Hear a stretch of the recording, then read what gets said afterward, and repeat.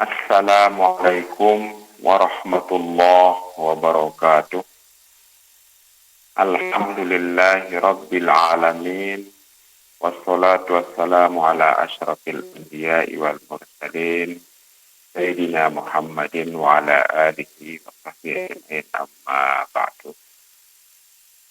Para pendengar RRI yang kami hormati dan kami banggakan, pertama, mari kita selalu bersyukur pada Allah Subhanahu wa Ta'ala atas nikmat dan rahmat yang diberikan kepada kita.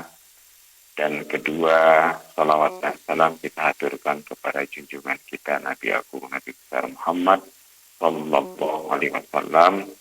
Mudah-mudahan semua tuntunan yang telah disampaikan oleh baginda Rasul kepada umatnya dapat kita jadikan pedoman dalam hidup ini. Amin. Allahumma amin. Tidak terasa, ternyata kita sudah berada di penghujung tahun 1444 Hijriah. Sudah dalam hitungan minggu, insya Allah kita itu akan masuk pada tahun 1445 Hijriah.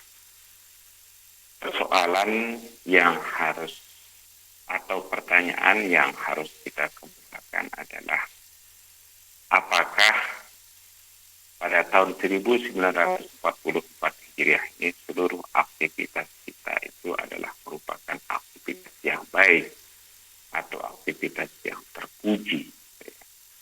Ataukah mungkin masih banyak di antara aktivitas kita merupakan aktivitas yang tercela atau aktivitas yang buruk? Nah, karena itulah kemudian agama mengajarkan kita apa yang disebut dengan istilah muhasabah, evaluasi diri. Nah, muhasabah adalah meneliti perbuatan kita pada masa lalu dan masa kini. Apakah ia merupakan perbuatan terpuji dalam arti baik atau perbuatan tercela dalam arti buruk? Dengan muhasabah diri, perbuatan baik pada masa lalu bisa ditingkatkan pada masa depan,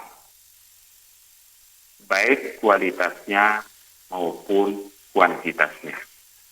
Dengan muhasabah, perbuatan buruk pada masa lalu tidak perlu diulangi pada masa yang akan datang.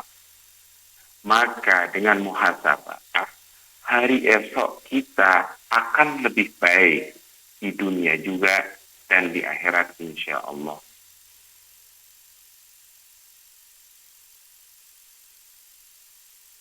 Baik, kita itu harus mencermati apa yang telah kita lakukan. Paling tidak 3 makna penting yang terkandung dalam proses muhasabah ini. Nah, pertama, orang yang rajin melakukan muhasabah sesungguhnya merupakan sosok pembelajar. Dan kita dituntut untuk menjadi pembelajar sejati sepanjang hayat.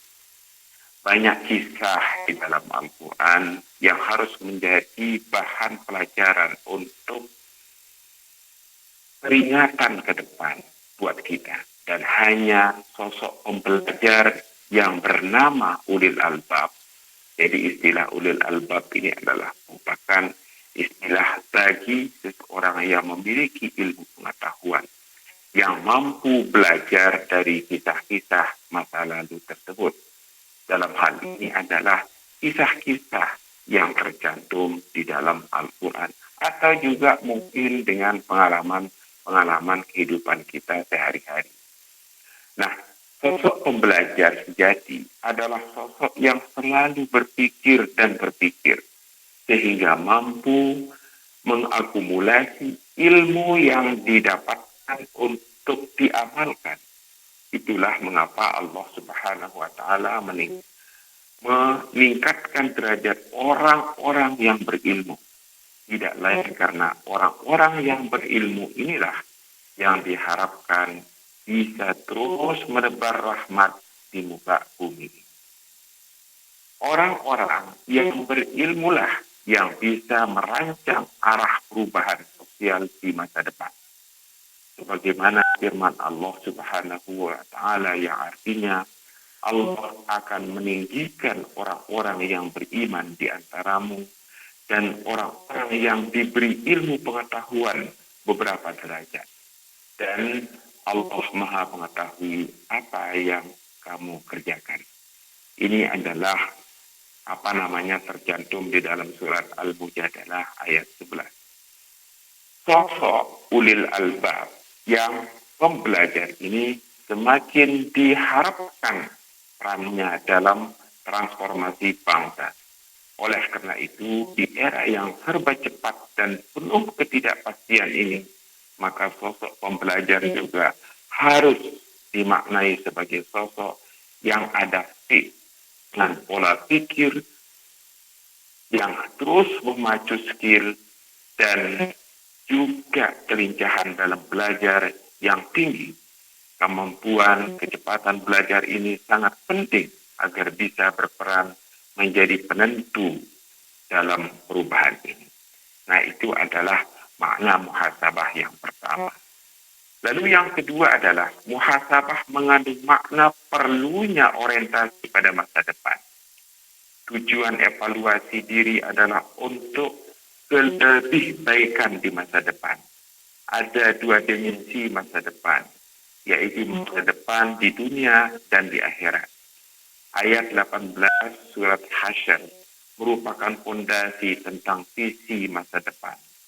Visi besar seorang mukmin adalah menjadi hamba yang berbahagia di dunia dan di akhirat. Sehingga keseimbangan masa depan di dunia dan di akhirat adalah suatu keniscayaan. Mana doa kita sehari-hari, Rabbana atina fid dunya hasanah wa fil akhirati hasanah wa qina adzabannar. Ini adalah merupakan doa yang selalu kita ucapkan, baik di akhir ketika kita itu mengakhiri sholat kita, maupun juga sholat ini doa ini sering kita ucapkan di berbagai momen. Lalu yang ketiga adalah muhasabah mendorong jiwa berprestasi. Muhasabah diri akan mendorong seseorang untuk menghasilkan kebaikan, kemanfaatan, dan termotivasi untuk terus berprestasi karena terus berupaya belajar dari masa lalu untuk kelebih baikan di masa depan. Orang yang berprestasi adalah orang yang mau belajar, orang yang antusias untuk belajar dari masa lalu, baik masa lalu dirinya maupun masa lalu orang lain. Selain itu juga karena orang yang berprestasi yakin bahwa Allah Subhanahu wa Ta'ala sangat detail dan akurat mencatat setiap kebaikan hambanya. Bahkan di dalam Al-Quran itu disebutkan bahwa Allah Subhanahu wa Ta'ala tidak meninggalkan catatan sedikit pun bagi perbuatan hambanya yang terkecil sekalipun. La yughadiru saghiratan wala kabiratan illa ahsaha. Itulah pengantar dari pengajian kita pada pagi hari ini. Semoga ada manfaatnya. Baik,